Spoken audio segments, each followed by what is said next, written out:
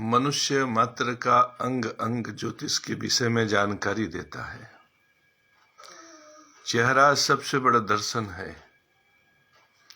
आंख और मस्तक पर जितनी रेखाएं हैं, वह रेखाएं व्यक्ति के भविष्य को सुनिश्चित करती हैं।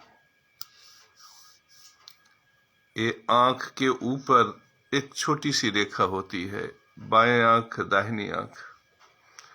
बाईं आंख के ऊपर जो मस्तक की एक छोटी सी रेखा होती है, कभी स्पष्ट होती है, कभी स्पष्ट नहीं होती। उस रेखा को सूर्य और चंद्र की रेखा बोलते हैं। बाईं आंख के ऊपर चंद्र की रेखा होती है, दाहिनी आंख के ऊपर सूर्य की रेखा होती है।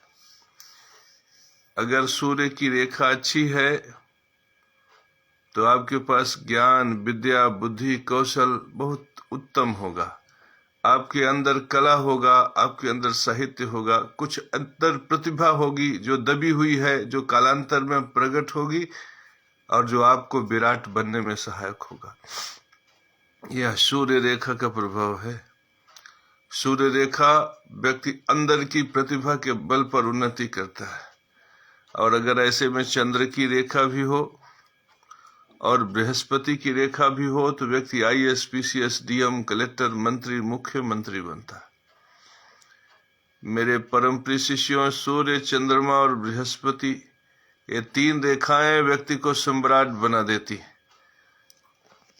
सूर्य की रेखा स्पष्ट होनी चाहिए। इन भौहों के ऊपर सूर्य की रेखा दाहिनी तरफ और इन भौहों के ऊपर चंद्र की रेखा बाईं तरफ होती है।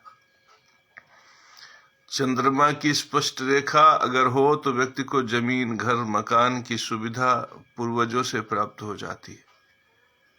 माता सहायक होती है, व्यक्ति का बुद्धि विवेक जागृत होता है। अगर सूर्य और चंद्र की अच्छी रेखा किसी के मस्तक पर है तो ऐसा व्यक्ति डॉक्टर बन सकता है, अच्छा सलाहकार बन सकता है, अच्छा मैनेजर बन सकता है, अच्छा शिक्षक हो सकता है। मस्तक पे जो रेखाएं होती हैं उनको भी समझो, उनको पढ़ना सीखो। इससे तुम व्यक्ति के व्यक्तित्व के विषय में जानकर पहले से ही सुनिश्चित कर लोगे कि सामने वाले व्यक्ति से तुम्हें लाभ हो सकता है कि नहीं हो सकता। सूर्य की चंद्र की रेखा के बीच में भ्रिकुटी के मध्य के स्थान पर मेरे परम प्रिय शिष्यों बुद्ध का स्थान माना जाता है। बुद्ध की जो बुद्धि होती है उदासीन होती है। चतुराई, चालाकी सब बुद्ध में निहित होती है। यह बुद्ध की विद्या शुक्र के साथ अगर जुड़ जाए तो व्यक्ति में भौतिकता के प्रति आकर्षण आ जाता है।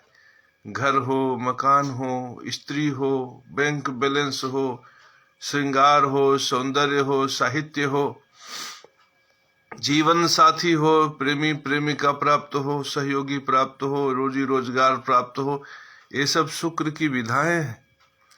तो जब बुद्ध शुक्र की तरफ संबंध बनाता है तो व्यक्ति भौतिकता की तरफ जाता है। और शुक्र के ठीक ऊपर मंगल की रेखा होती है। यहाँ पे बुद्ध, इसके ऊपर शुक्र, फिर यहाँ मंगल।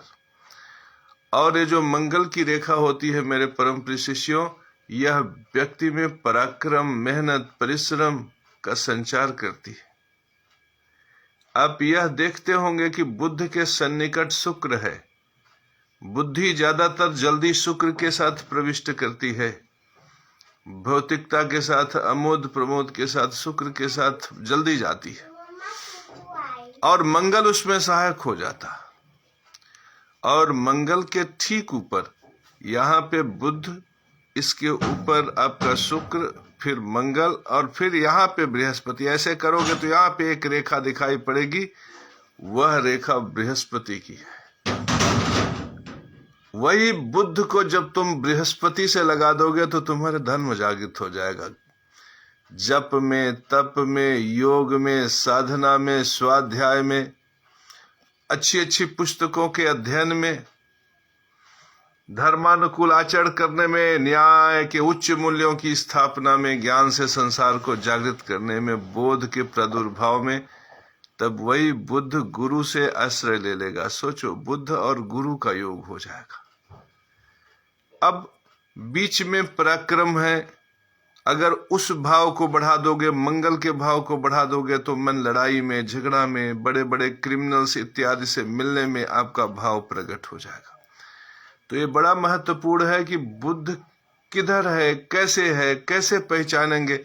ये तो जान गए कि भृगुटी के मध्य में बुद्ध है, उसके ठीक ऊपर शुक्र है, उसके ठीक ऊपर मंगल है, यहाँ पर मंगल है, और मंगल के ठीक ऊपर आपका बृहस्पति है। मेरे परम प्रिय शिष्यों, और मस्तक के सबसे ऊपर एक रेखा होती है बड़ी सी, आप ऐसे करोगे तो दिखाई पड़ेगा, वो शनि की रेखा है। मेरे परम प्रिय शिष्यों, इस तरह से जो रेखाएं हैं, इनका अपना बड़ा महत्व है। इनको देखकर व्यक्ति को बताया जा सकता है कि उसकी उम्र कितनी होती है, उसका स्वभाव कैसा होगा। मेरे परम प्रिय शिष्यों, आपके सूरज और चंद्रमा पे दोनों रेखाएं ऐसे करने पर स्पष्ट बने। हमारे में बहुत स्पष्ट नहीं बन रहा है, क्योंकि हमें तो माता पिता से बहुत धन संपदा प्राप्त नहीं हुआ, लेकिन यहाँ पे कुछ लोगों का सुंदर से ऐसी रेखा बन जाती है।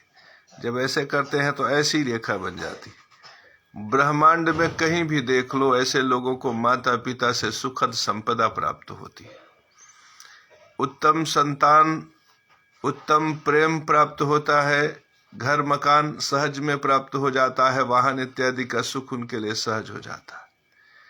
ये बड़ी उन्नति कारक रेखा है।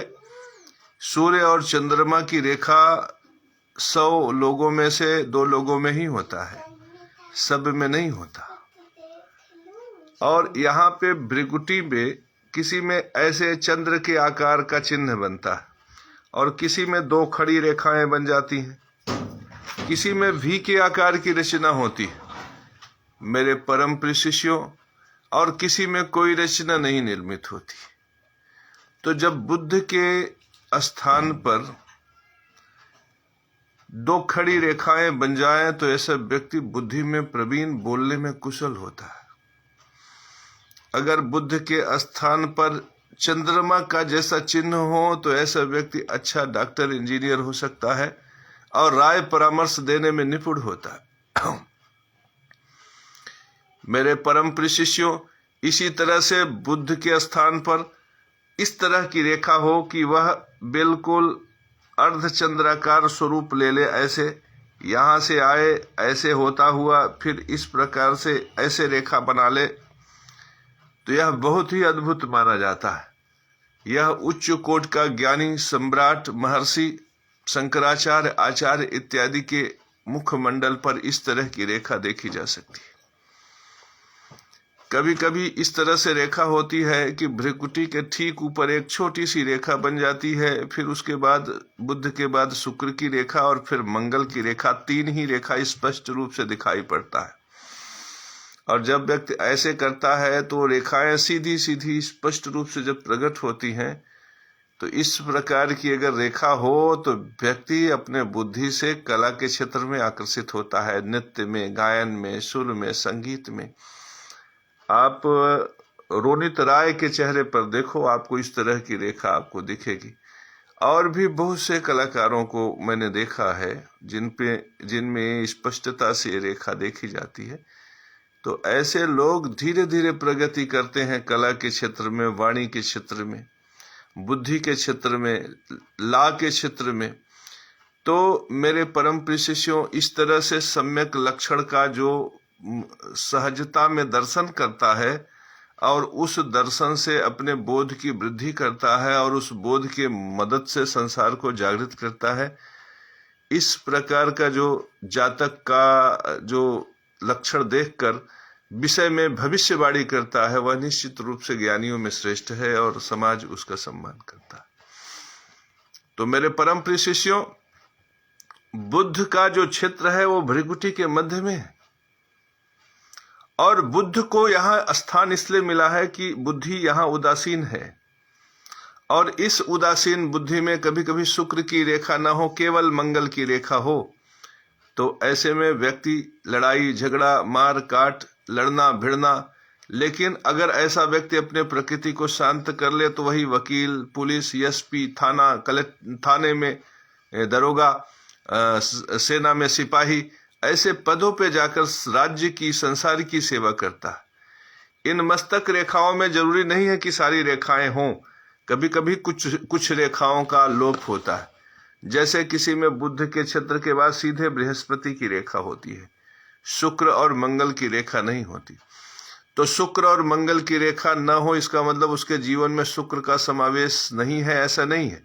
लेकिन इससे ये पता चलता है कि व्यक्ति का जो मन है शुरू से सन्यासी वृत्ति में लग गया। जैसे कि कोई व्यक्ति शुरू से ही उदासीन आचरण करने लगा, बजरंग बली की पूजा करने लगा, माता की भक्ति करने लगा, और उस भक्ति में ही लीन ईश्वर ने उसको धन का साधन उन्हीं प्रयासों में दे दिया कि कोई व्यक्ति आश्रम में रहा, सन्यासी के पास रहा, पुजारी बन के रहा, और कालांतर में पैसा रुपया होने की वजह से उसकी शादी विवाह कर दी गई। लेकिन वह गृहस्थ होते हुए भी उसने आचरण बृहस्पति जैसा किया।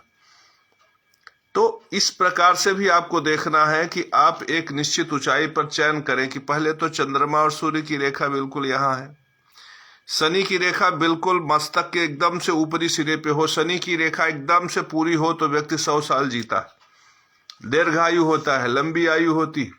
हाँ, अकेले शनि की रेखा हो तो व्यक्ति दरिद्र होता है। हमने बहुत से लोगों को देखा है कि जब ऐसे लोग ऐसे माथा ऊपर उठाते हैं तो सबसे ऊपर एक लंबी सी रेखा बन जाती और नीचे कोई रेखा नहीं होती। ऐसी स्थिति में व्यक्ति 100 साल तक जी लेता है, 95 साल जी लेता है, 90 साल जी लेता है, लेकिन दरिद्रता वाला जीवन जीता है। मैंने बहुत से काम करने वाले कारागार मजदूर, मोची इत्यादि के मस्तक पर इस तरह के लक्षण देखे हैं जिसमें वो बहुत लंबी उम्र जीते। तो वे भी सौभाग्यशाली हैं जो शनि का सबसे बड़ा प्रतिनिधित्व करने वाले हैं। तो मेरे परम प्रिय शिष्यों, यह भी देखना पड़ेगा कि कौन सी रेखा लंबी है, कौन सी छोटी। बुद्ध की रेखा बहुत लंबी नहीं होती, लेकिन कभी कभी बुद्ध का दायरा भी बड़ा हो जाता है। जैसे देखो, ऐसे करने पर बुद्ध का दायरा इतना आ रहा। ये बुद्ध का दायरा जब बढ़ेगा तो व्यक्ति के अंदर ग्रेस्पिंग क्षमता बढ़ती है, किसी भी ज्ञान को, किसी भी तर्क को पकड़ने की क्षमता बढ़ती है, हाजिर जवाबी बढ़ती है। अगर किसी ने आपसे कोई प्रश्न किया तो त्वरित उत्तर देने की क्षमता बढ़ती है। और ध्यान लगाने से, जब व्यक्ति ऐसे ध्यान लगाता है तो इस भृकुटी के मध्य थोड़ा सा जोर बढ़ता है, और इस भृकुटी का जो दायरा है वो बढ़ता है तो बुद्ध का दायरा बढ़ता है। तो यह बुद्ध जब शुक्र के साथ आलंबन लगता है, शुक्र की रेखा ठीक ऊपर होती है बुद्ध के, तो जब शुक्र का आलंबन लेता है तो व्यक्ति में काम, प्रेम, गीत संगीत के प्रति अभिरुचि, नाचने गाने के प्रति अभिरुचि, शुक्र का भी समावेश होना चाहिए। काम बहुत सुंदर व्यवस्था है परमात्मा की। जो कहते हैं कि काम नरक का द्वार है वो महान मूर्ख है, क्योंकि काम से सृजन है, काम से संतान है, काम से पीढ़ियों का विस्तार है, काम से धरती पर मनुष्य है। तो बुद्ध को काम में लगाओ, अपने पत्नी की, अपने प्रेमिका की प्रशंसा करो, लेकिन प्रेम न्यायपूर्ण तरीके से हो। याद रखो, इस संसार में नरक का द्वार केवल एक ही है, वो है अन्याय। बाकी एक संतुलन में क्रोध भी समाज के लिए आवश्यक है, संतुलन में काम भी समाज के लिए आवश्यक है। संतुलन में व्यक्ति के अंदर काम, क्रोध, लोभ, मोह संतुलन में हो तो यह सब व्यक्ति के जीवन में आवश्यक है। कोई भी क्षेत्र का दायरा अगर न्याय को पार करके अन्याय के क्षेत्र में प्रविष्ट कर जाए तो वह दायरा निश्चित रूप से कष्टकारी होता है। मेरे परम प्रिय शिष्यों, कष्टकारी होता है। अपने पत्नी से अनुराग न प्रकट करना और सन्यास की बड़ी बड़ी व्याख्या करना, यह राक्षस का धर्म है।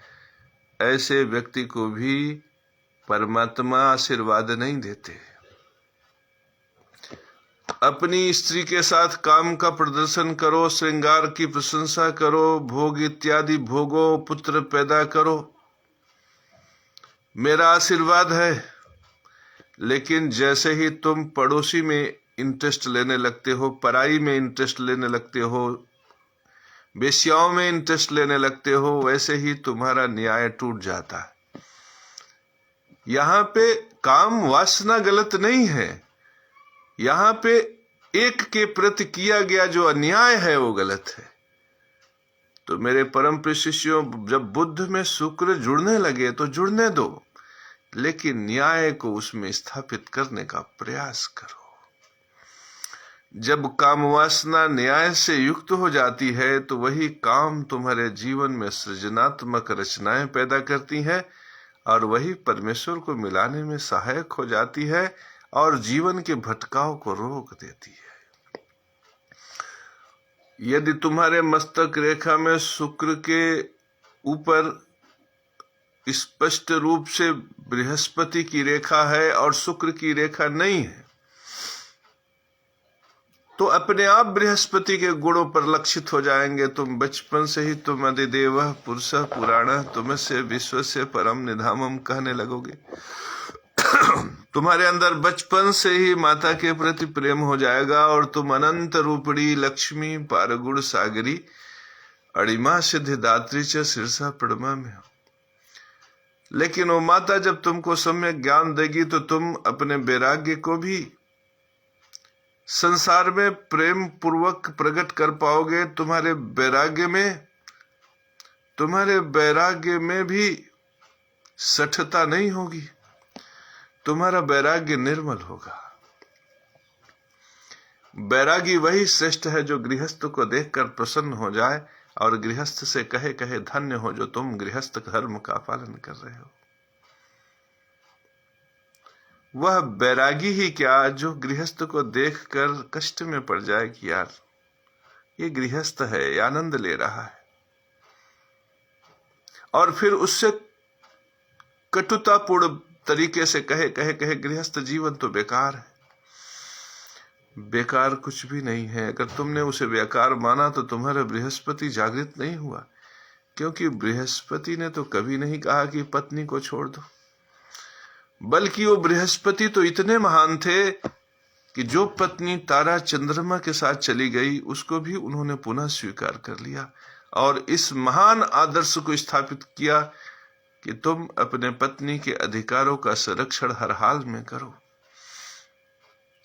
उन्होंने क्षमा के विराट गुण का प्रदर्शन किया। ऐसे थे बृहस्पति भगवान जो दाढ़ी बढ़ा के रखते थे। शुक्र और बृहस्पति में यही अंतर है कि दोनों के चेहरे आकर्षक हैं, लेकिन शुक्र दाढ़ी मूछ रखता है, बृहस्पति दाढ़ी मूछ रखता है, चंदन लगाता है। शुक्र सौंदर्य का प्रतीक है, आकर्षण के प्रभाव को प्रकट करता। जब तुम दाढ़ी मूछ बना देते हो तो शुक्र का भाव बढ़ जाता है, तब यह भाव प्रकट होता है कि देखो शीशे में कैसे लग रहे हैं। किसी स्त्री ने देखा कि नहीं, किसी प्रेमिका ने प्रेम से बोला कि नहीं।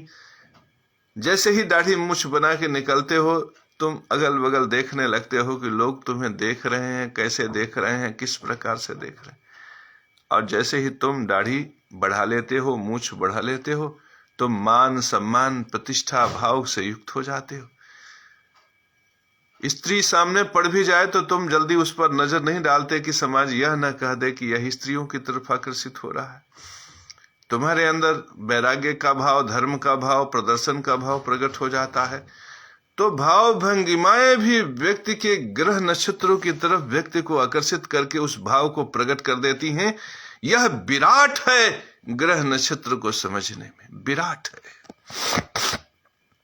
ऐसे विराट भाव को प्रकट होने दो, ऐसे विराट भाव को मन मस्तिष्क में बसने दो, रजने दो।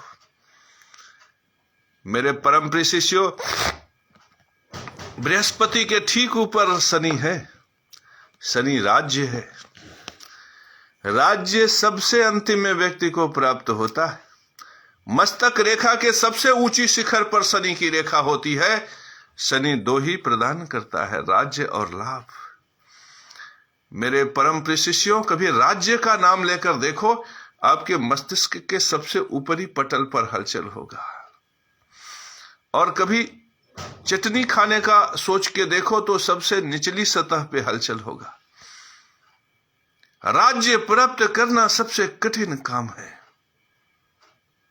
व्यक्ति राज्य प्राप्त नहीं कर पाता तो बैरागी हो जाता है। राज्य के एक नीचे की श्रेणी में वैराग्य है, बृहस्पति बैठा हुआ है, पुजारी बन जाता है, सन्यासी बन जाता है। और मैं बताऊं, सन्यासी सबसे सन्निकट होता है राज्य के। सन्यासी ज्ञान का प्रतीकात्मक कहा गया है। बृहस्पति वह आकाश है जो सूरज के बोध को धारण करती है, सूरज के प्रकाश को धारण करती है। सूर्य आत्मा, चंद्रमा मन, और चंद्रमा सूर्य और चंद्रमा को यदि कोई धारण कर पाता है तो वो गुरु है। सूरज के प्रबल वेग के प्रकाश को जब आसमान में आकाश तत्व में प्रकट होता है तो आकाश धारण करता है, और उस प्रबल अग्नि से जो धरती से जल उठता है उसको भी आकाश धारण करता है। तो जो बृहस्पति है इसका संबंध दोनों आंखों से है। मेरे परम प्रिय शिष्यों, यदि बृहस्पति अच्छा है तो दोनों आंखों के सुंदर होने का फल मिल जाता है। ऐसा व्यक्ति ज्ञान से उन्नति करके PCS IAS अधिकारी बन जाता है, न्यायाधीश के बड़े बड़े पदों पे पहुंच जाता है और बड़ा राज्य प्राप्त करता है। मेरे परम प्रिय शिष्यों, तो वैराग्य राज्य की पहली सीढ़ी है।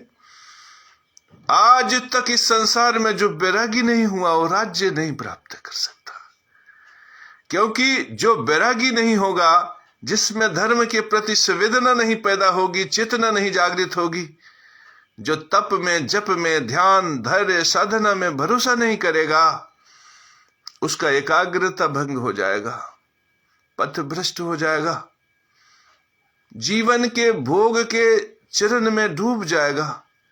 भोग भी तो न्यायपूर्ण तरीके से होना चाहिए, और ये जो न्याय का गुण है कौन सिखाएगा? बृहस्पति।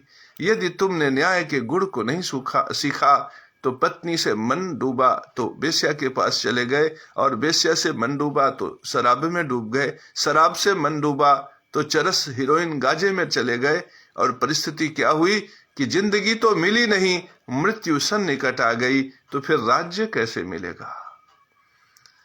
राज्य के प्राप्त करने के लिए तो बृहस्पति का संस्कार उसमें जरूरी था। यही वजह है मेरे परम प्रिय शिष्यों की बुद्धि सबसे पहले शुक्र में लगाता है, और शुक्र के लिए व्यक्ति को प्रबल पराक्रम करना पड़ता है। मेरे परम प्रिय शिष्यों, शुक्र के लिए व्यक्ति को प्रबल पराक्रम करना पड़ता है। तो मंगल के गुरु को धारण करके शुक्र धन के लिए, परिवार के लिए, संचित बैंक बैलेंस के लिए, रोजी रोजगार के लिए, काम धंधे के लिए व्यक्ति शरीर से यत्न करता। और जब उसका जब उसका यत्न जो है धर्मानुकूल होता है, न्याय के अनुकूल होता है, सत्य धर्म की कसौटी पे कसता चला जाता है, और व्यक्ति उसमें योगा, साधना, साहित्य का समावेश करता है, तब वह बृहस्पति उसे पद प्रतिष्ठा प्रदान करके राज्य प्रदान कर देता है। यह मस्तक रेखा का सफर है। व्यक्ति सूरज और चंद्रमा को प्राप्त करके, बुद्धि को निर्मल करके शुक्र की तरफ, भोग विलासिता इत्यादि में, भौतिकता में, पुत्र इत्यादि को पैदा करने में, परिवार की गृहस्थी को बसाने के लिए शुक्र की तरफ अग्रसारित होता है। मंगल के पराक्रम का उपयोग करके अपने जीवन के अंदर बृहस्पति का संचार कर धर्म और व्यय को न्यायपूर्ण तरीके से संचालित करता हुआ राज्य को प्राप्त करता है। यह मस्तक रेखा पर लिखी रहती है, और जिसको मैंने बाकायदे समझा दिया। आज के पहले आपको इससे बेहतर सूत्र नहीं मिला होगा मस्तक रेखा को समझने के लिए। तो आज मुझ जैसे विराट दृष्टि से नहीं देख सकते तो मत देखो, लेकिन चंद्र के ऊपर अगर रेखा देखना तो जान जाना कि इसको घर मिल जाएगा। सूरज के ऊपर यदि रेखा देखना तो जान जाना कि यह ज्ञानी होगा। बुद्ध की रेखाओं को स्पष्टता से यदि तुम पढ़ लेना तो यह समझ लेना कि यह सूरज चंद्रमा के ज्ञान की, बुद्धि की दिशा में लगा पाएगा। यदि शुक्र की रेखा बड़ी होगी, बृहस्पति छोटी होगी, तो बता देना कि यह भौतिकता में आगे बढ़ेगा, और अगर बृहस्पति की रेखा बड़ी होगी, शुक्र की छोटी होगी, तो अध्यात्म में आगे जाएगा, ज्ञान से DM बनेगा, कलेक्टर बनेगा। अगर मंगल की रेखा पराक्रमी होगी, बुद्ध के रेखा के साथ शुक्र का विलोपन होगा, तो ऐसे में व्यक्ति महापराक्रमी होकर सेना पुलिस में बड़ा अफसर बनेगा। और इसी तरह से शनि की रेखा प्रचंड होगी बृहस्पति के साथ, तो राज्य प्राप्त करने में ज्ञान सहायक होगा। ऐसा व्यक्ति महामंडलेश्वर मठाधीश बनेगा, या फिर धर्म से राज्य की स्थापना करेगा, सत्य से राज्य की स्थापना करेगा।